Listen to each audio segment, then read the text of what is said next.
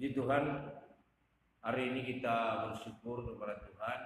Kita boleh merayakan hari Paskah, hari di mana kita memperingati kebangkitan Tuhan Yesus.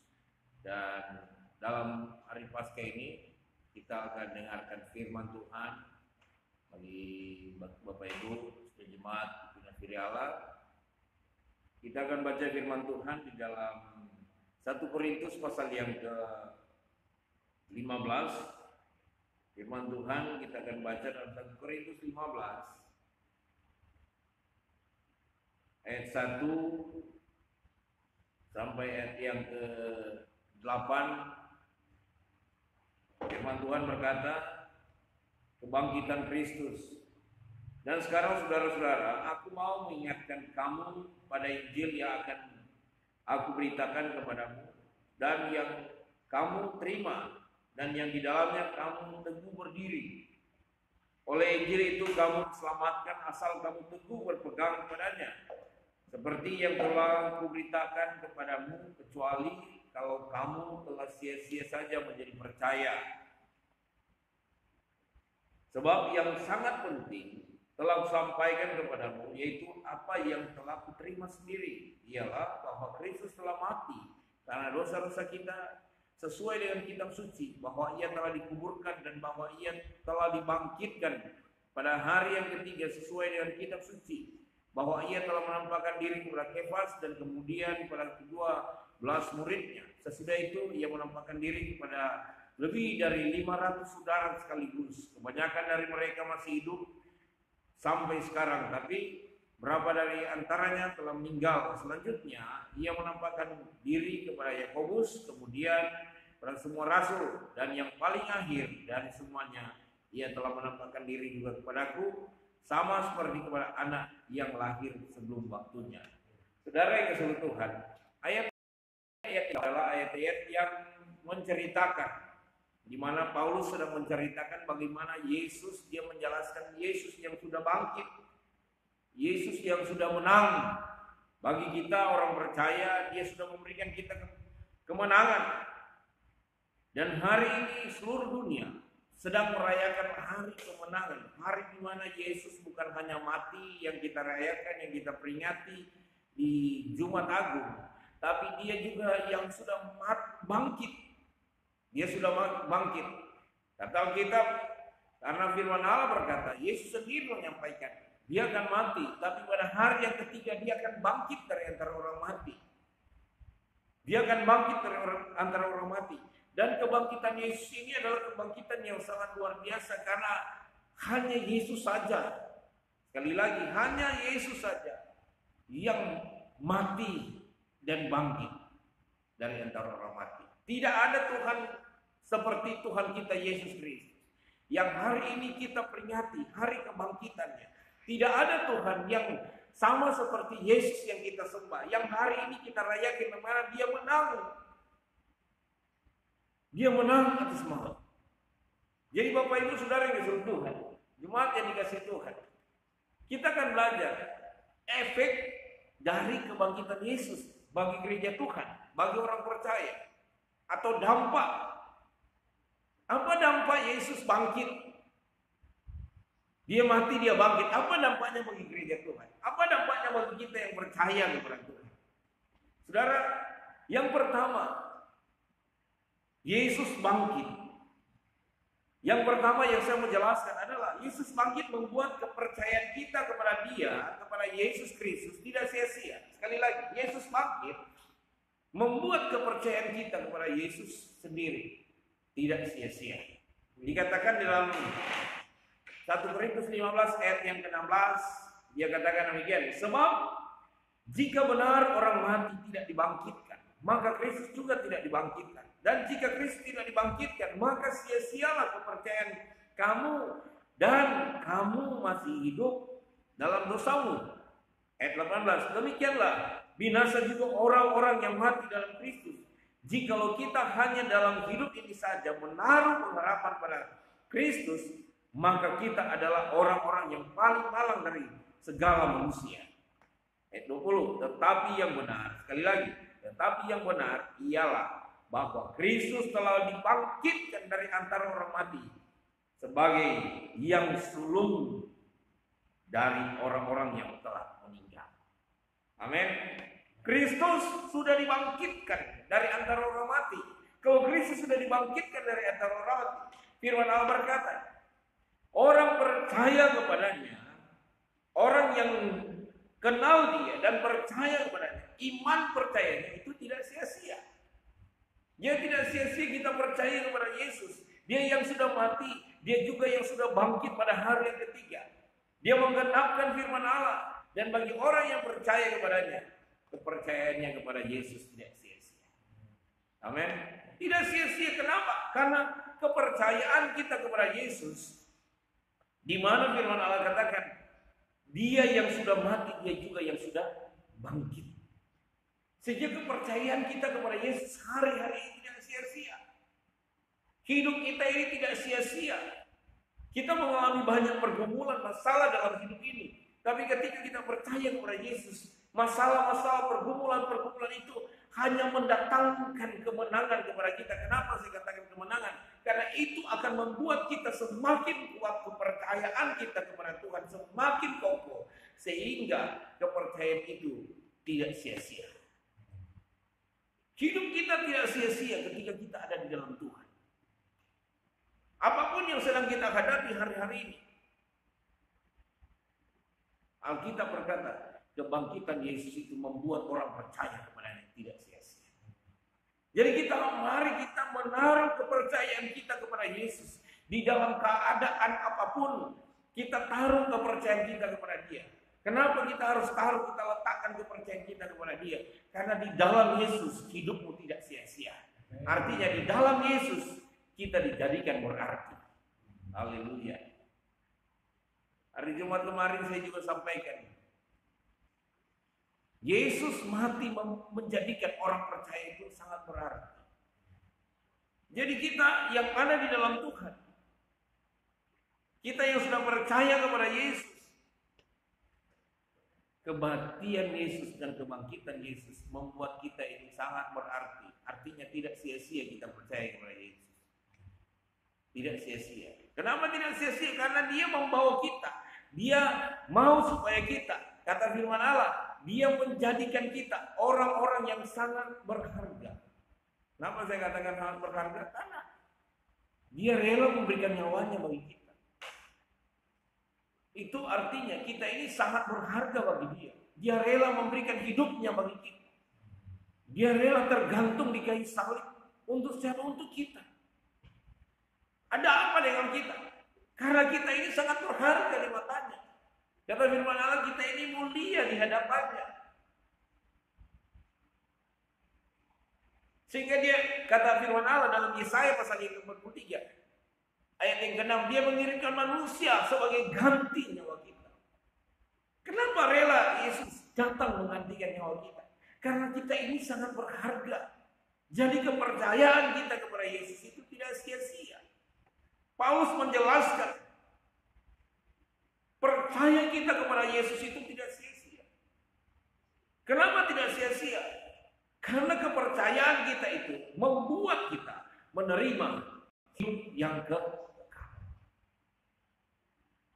Lagi kita kembali bicara kepada Injil yang selalu kita baca dalam Yohanes 3 ayat 16. Karena begitu besar kasih Allah akan dunia ini sehingga setiap orang yang percaya kepada Dia tidak binasa. Kenapa tidak binasa? Karena Dia sudah mengaruniakan anaknya yang tunggal.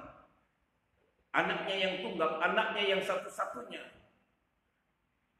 Yang sulung. Tidak ada duanya. Anak satu-satunya, Yesus Kristus. Sehingga setiap orang yang percaya kepadanya tidak binasa, melainkan beroleh hidup yang kekal. Beroleh keselamatan, hidup yang kekal selama-lamanya, tidak ada batasnya. Percaya kepada Yesus tidak sia-sia. Kenapa tidak sia-sia? Karena kita dipersiapkan hidup yang kekal. Hidup kekal selama-lamanya. Bersama siapa? Bersama Yesus Tuhan kita. Bersama siapa? Raja kita. Kita akan memerintah bersama Yesus untuk selama-lamanya dan sampai selama-lamanya.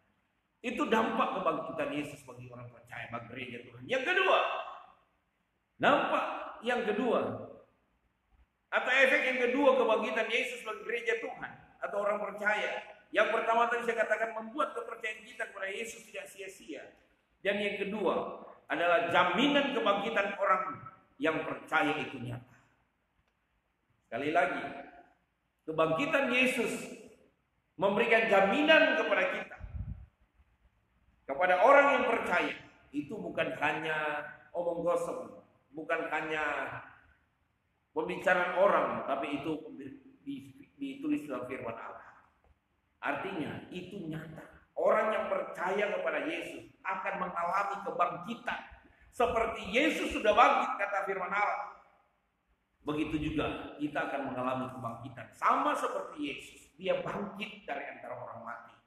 Ini yang Paulus sampaikan. Ayat yang ke-21.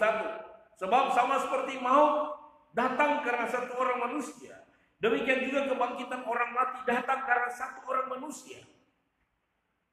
Karena sama seperti semua orang mati dalam persekutuan dengan Adam, demikian pula semua orang akan dihidupkan kembali dalam persekutuan dengan Kristus Yesus. Kenapa dihidupkan kembali?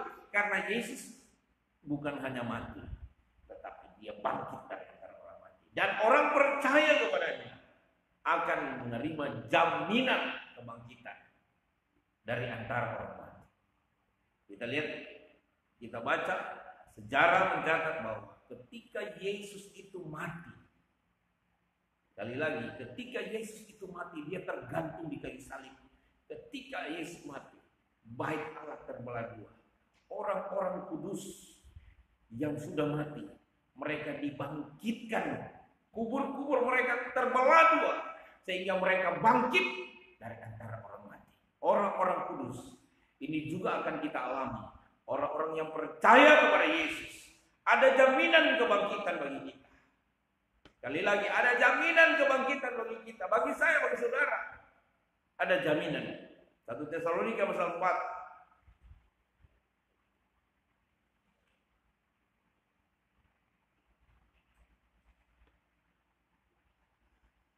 Ayat yang ke-13. Firman Allah berkata, selanjutnya, kami tidak mau saudara-saudara bahwa kamu tidak mengetahui tentang mereka yang meninggal, supaya kamu jangan berduka cita seperti orang-orang lain yang tidak mempunyai pengharapan. Ayat 14. Karena jikalau kita percaya bahwa Yesus telah mati dan telah bangkit, maka kita percaya juga bahwa mereka yang telah meninggal dalam Yesus akan dikumpulkan Allah bersama-sama dengan Dia. Katakan amin. Ini kami katakan kepadamu dengan firman Tuhan. Kita yang hidup, yang masih tinggal sampai kedatangan Tuhan sekali-kali tidak akan mendahului mereka yang telah meninggal. 16.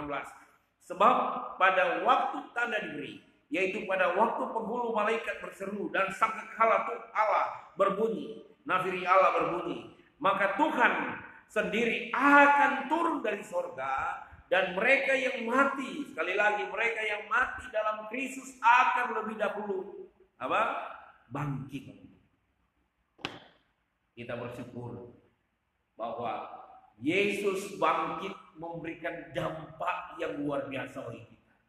Kita bersyukur Yesus bangkit membuat kita orang percaya ini memiliki jaminan kebangkitan.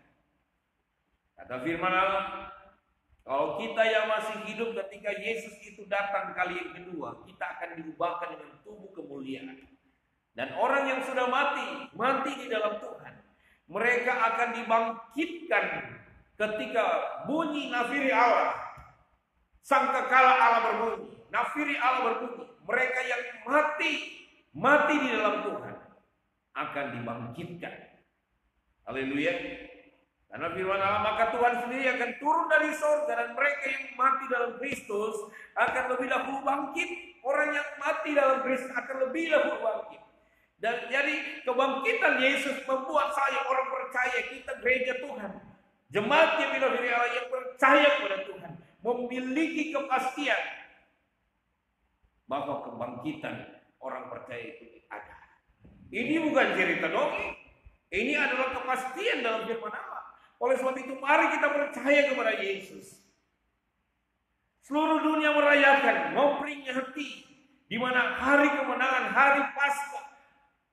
Paskah adalah melewatkan. Yesus sudah lewatkan. Yesus sudah lewati penderitaan. Yesus sudah lewati siksaan. Yesus sudah lewati bagaimana dia harus melalui jalan sengsara menuju ke Golgota. Dia lewati itu.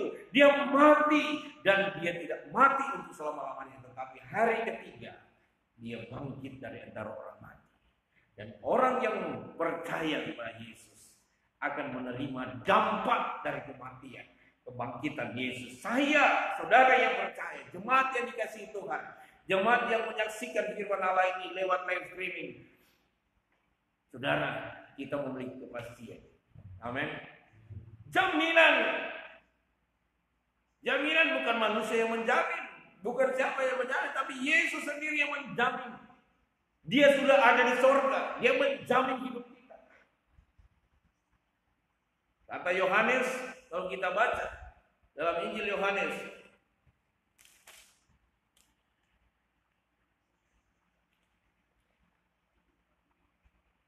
Yohanes pasal 14 dikatakan, janganlah gelisah hatimu, percayalah kepada Allah, percayalah juga kepadaku. Di rumah Bapakku banyak tempat tinggal, jika tidak demikian, tentu aku mengatakannya kepadamu, sebab aku pergi ke situ untuk menyediakan tempat bagimu.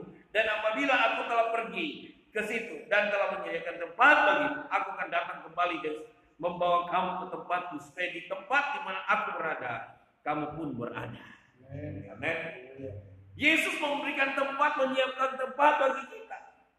Jadi jaminan kebangkitan Yesus itu berlaku bagi saya, berlaku bagi saudara. Orang percaya kepadanya. Kenapa? Karena ada dampak bagi kita. Ada dampak bagi orang percaya. Jadi tidak sia-sia. Yang pertama itu kepercayaan kita kepada Yesus itu tidak sia-sia. Kenapa? Kita percaya dia mati. Kita juga lihat bahwa kita juga percaya dia bangkit dari antara orang mati. Yang kedua, kebangkitan Yesus itu memberikan jaminan bagi saya dan saudara. Dari kebangkitan Yesus itu membuat kita percaya kebangkitan orang yang percaya itu nyata. Haleluya. Haleluya. Jadi bagi kita ini jangan kita takut, jangan kita cemas, jangan kita kecewa dan putus asa. Apa yang sedang kita hadapi ini memang membuat kita juga, bagi kita yang ada di Indonesia, secara manusia kita takut. Tapi bagi orang percaya kita kembali kepada kita kembali pada firman Tuhan. Kenapa kita harus kembali kepada firman Allah? Karena firman Allah menjamin hidup kita. Siapa ya firman Allah itu? Firman Allah berkata, firman Allah itu adalah Allah sendiri, Tuhan sendiri, Yesus sendiri. Dia menjamin hidup kita. Jadi dalam segala hal, mari kita kembali kepada Tuhan. Sehingga kita dalam menghadapi tantangan hidup kita, masalah hidup kita, tidak perlu kita terbawa dengan arus yang sedang menimpa. Orang banyak takut, jangan kita takut. Kenapa jangan kita takut?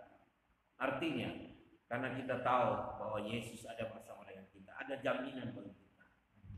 Ada jaminan bagi kita. Hari ini, firman Tuhan kita sudah dengar. Dan firman Tuhan menjamin hidup kita. Haleluya. Jemaat yang dikasih Tuhan.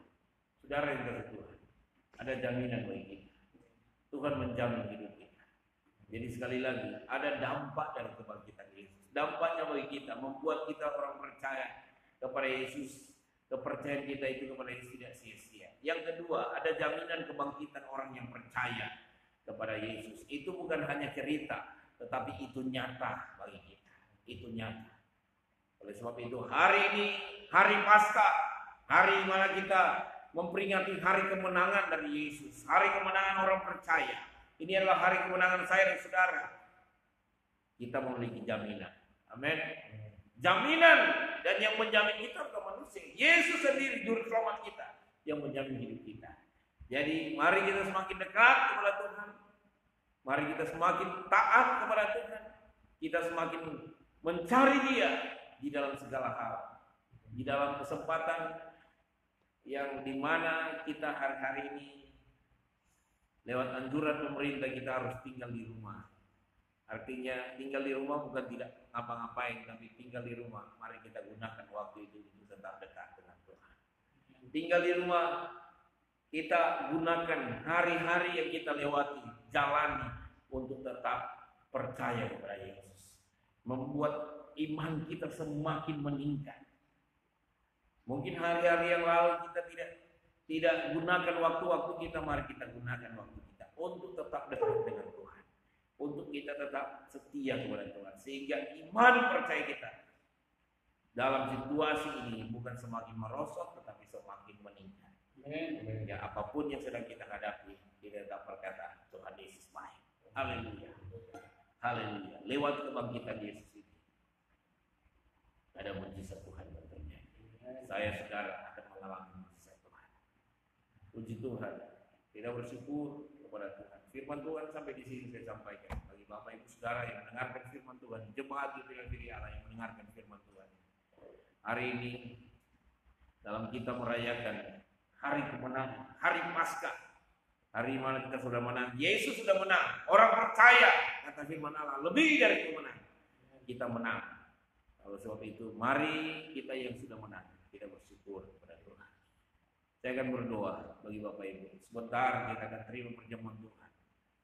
Persiapkan dirimu di rumah masing-masing. Saya akan berdoa untuk Bapak Ibu. Haleluya. Haleluya. Terima kasih Tuhan. Firman Tuhan hamba-Mu Tuhan sampaikan di hari Paskah ini kami merayakan hari kemenangan dari Tuhan Yesus, hari kemenangan orang percaya. Karena kebangkitan Yesus membuat kami yang percaya kepada Tuhan tidak sia-sia. Kepercayaan kami kepadamu tidak sia-sia. Begitu juga kami memiliki jaminan kebangkitan itu. Oleh sebab itu Tuhan, hamba berdoa serahkan jemaat di Diri Allah ke dalam tangan-Mu. Mereka yang mendengarkan firman Tuhan ini, Engkau berkati mereka, Engkau lawan mereka, Engkau Tuhan jamah mereka. Mereka yang sakit, Engkau sembuhkan mereka di dalam nama Yesus. Engkau pulihkan mereka Tuhan dengan kuat kuasa-Mu. Di hari ini, hari kami merayakan hari Paskah, kami mengalami kemenangan. Kemenangan dalam hidup kami, kemenangan dalam keluarga kami, kemenangan atas ekonomi kami, kemenangan atas usaha yang sedang kami kerjakan. Kami akan melihat Tuhan akan memberkati semuanya itu. Di dalam nama Tuhan Yesus Kristus. Berkati jemaat Diri Allah. Dan hamba-Mu lepaskan berkat Tuhan mengalir dan hidup pribadi jemaat Diri Allah. Dari anak-anak bayi sampai orang-orang tua diberkati oleh Tuhan di dalam nama Tuhan Yesus Kristus. Mereka dijamah, mereka dilawat Tuhan di dalam nama Yesus, sehingga mereka merasakan anugerah Tuhan yang luar biasa.